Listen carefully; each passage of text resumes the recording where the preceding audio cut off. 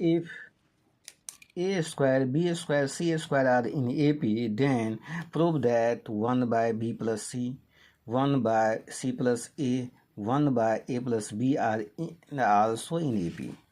यदि ए square, B square, C square जो है समांतर श्रेणी यानी AP में है, तो सिद्ध करें कि 1 bye B plus C, 1 bye C plus A और 1 बाय ए प्लस बी भी AP में होंगे। इसे सॉल्व करने के लिए हम AP के प्रॉपर्टीज पर ध्यान देते हैं। A square, B square, C square are in AP, ये सब AP में हैं। तो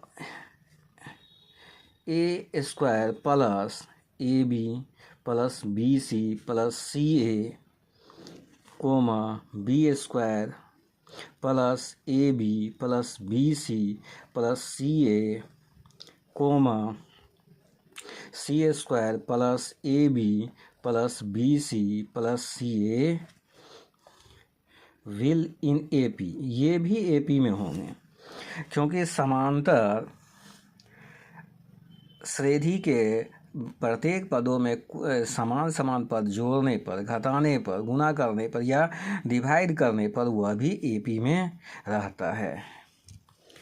अब हम इसे ओपन करके कॉमन लेते हैं।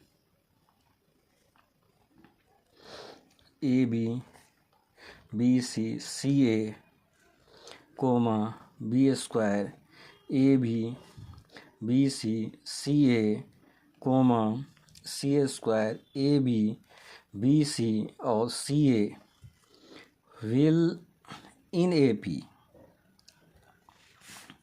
और में A कॉमन लेते हैं तो A प्लस B बचता है। इस दोनों में C कॉमन लेते हैं तो बच जाता है B प्लस A कोमा, इसमें जो है कि हम B कॉमन लेते हैं तो बच जाता है B प्लस A। इसमें यदि हम C कॉमन लेते हैं तो बच जाता है B plus A।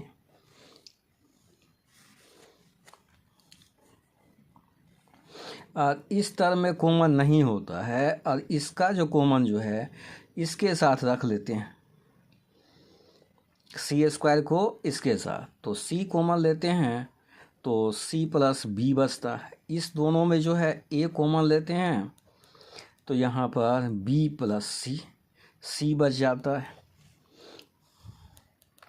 Will in AP। अब इसको सीधा क्रम में चक्रीय क्रम रख डाल देते हैं। A प्लस B C, इसको भी सीधा करके A plus B comma B, इसे भी सीधा करके A plus B C A plus B और comma C B plus C plus A B plus C जो है कि विल इन AP, ये भी AP में है।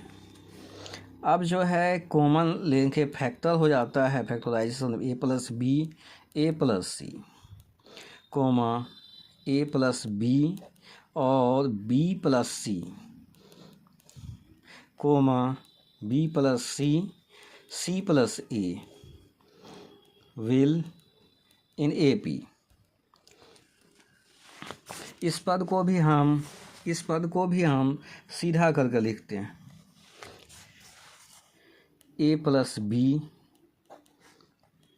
C plus A comma A plus B B plus C comma B plus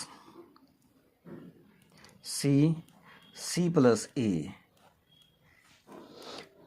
will in AP।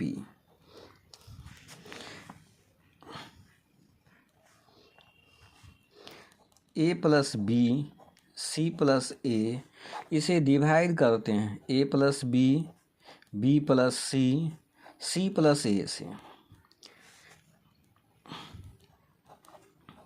B plus C, इसे भी divide करते हैं A plus B B plus C C plus A।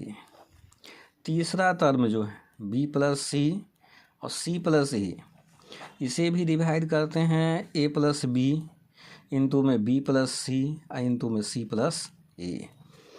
तो will in A P, ये सब A P में होंगे। अब इसमें कर जाता है ए प्लस ये बी और सी प्लस ये ए, और ए प्लस बी करता है, बी प्लस सी कर जाता है, ए बी प्लस सी करता है, सी प्लस ए कर जाता है। तो रिजल्ट बचता है 1/b plus C, 1/c plus A और 1/a plus B are in A P. Proved.